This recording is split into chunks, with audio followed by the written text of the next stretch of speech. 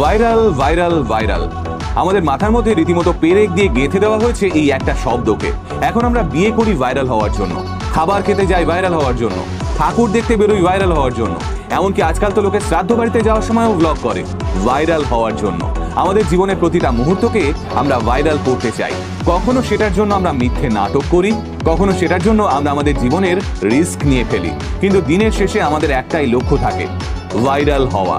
যেখানেই একটু views, like এবং কমেন্টের গন্ধ থাকে, সেখানেই আমরা দিনের পর দিন মাছির মতো ভন ভন করি। লেবুটাকে ততক্ষণ অব্দি কচলাতে থাকি যতক্ষণ না সেই লেবুটা তেতো হয়ে ছিবড়ে হয়ে যাচ্ছে।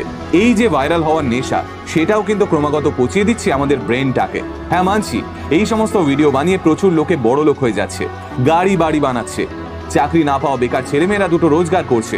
কিন্তু সেটা তো ভালো কন্টেন্ট তৈরি করেও করা যায়, তবে তার জন্য তো পরিশ্রম করতে হবে, রিসার্চ করতে হবে, হাঁটতে হবে, তবে গিয়ে সেটা মানুষের ভালো লাগবে। কিন্তু আমরা তো আমাদের ব্রেনটাকে এটা বুঝিয়েই দিয়েছি যে না খেটে শুধুমাত্র ভাট বকে কিংবা বিতর্কিত বিষয়ে কন্টেন্ট বানালেই পয়সা রোজগার করা যায়। আর তার জন্য ইনভেস্টমেন্ট বলতে শুধু একটা ক্যামেরা, একটা মাইক আর অনেকখানি মান সম্মান। সারা দিন মানুষের গালাগালি খেয়ে নেগেটিভ পাবলিসিটি অর্জন করেও যদি দিনের শেষে ব্যাংকে টাকা ক্রেডিট হতে থাকে, তাহলে কে আর পরিশ্রম করতে চায় বলুন তো? আর ওই যে ভিডিওর শুরুতে ডুম স্ক্রোলিং এর কথা বলছিলাম, অধিকাংশ মানুষই আজকাল ডুম স্ক্রোলিং করতে ভালোবাসেন।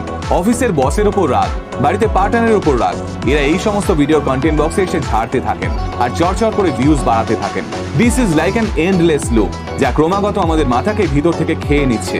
তবে ভিডিওর পরবর্তী অধ্যায়ে যে বিষয়টা আলোচনা করব, সেটা হলো ব্রেইন রটের সবচেয়ে ভয়ঙ্কর অধ্যায়, দ্য স্কিন বিজনেস। আজ থেকে কয়েক বছর আগেও যদি মহিলার জামাকাপড় বদলানোর ভিডিও ভাইরাল হতো, সেটাকে আমরা MMS বলতাম এবং সেটা দেখা নিষিদ্ধ ছিল, কারণ ওটা দেখা মানে অন্য কারো প্রাইভেসিতে হস্তক্ষেপ করা।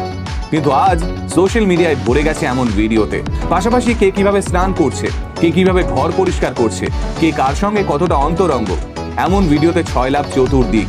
আগেকার দিনে এগুলোকে আমরা সফট পর্ন বলতাম, যা কোনো নির্দিষ্ট পর্নোগ্রাফিক